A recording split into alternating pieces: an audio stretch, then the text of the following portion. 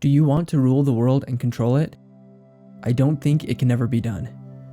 The world is a sacred vessel, and it cannot be controlled. You will only make it worse if you try. It may slip through your fingers and disappear. Some are meant to lead, and others are meant to follow.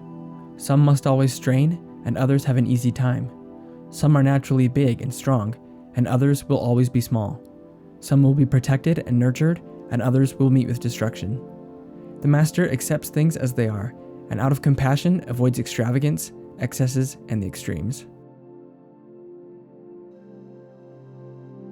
We live in a world where activism is sexy.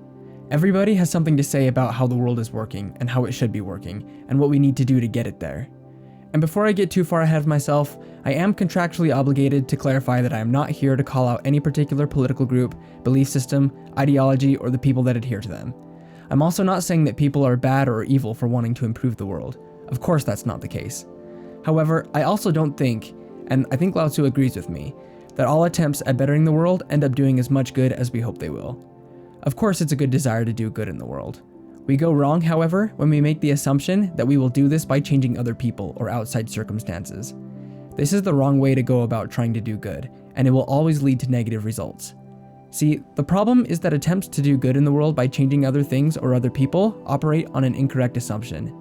This incorrect assumption is the assumption that those other people or those other things that are out there are the problem. But this is not the case. These other things and other people are not the problem. I am the problem. You are the problem. The most important influence we have on changing the world is changing ourselves. Of course, often the things that we think need changing in the world do not need changing at all. Our human lives cover less than the tiniest sliver of the lifespan of the world, let alone the universe. We see only what presents itself to our eyes, and frankly, we manage to miss even most of that.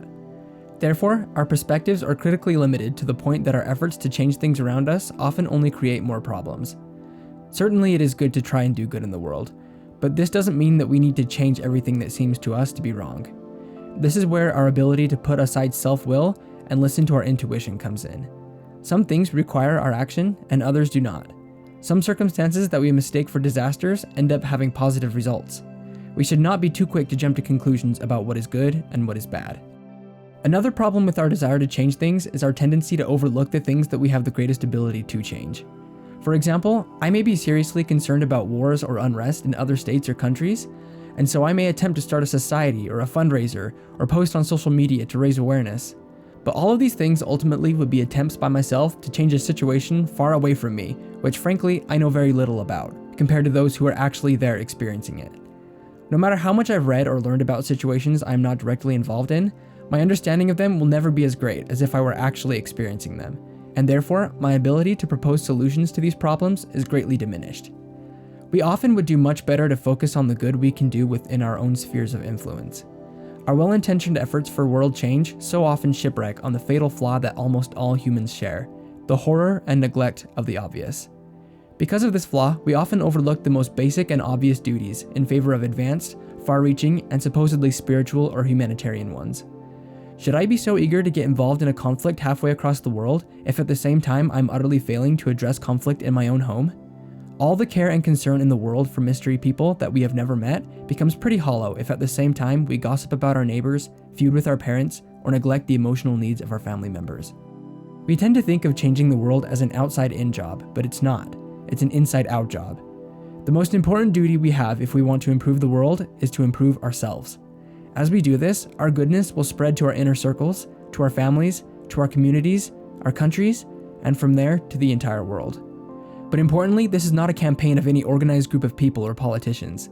This is a movement of billions of individuals, each taking responsibility for themselves and their own personal virtue. This is the only way to create real lasting change.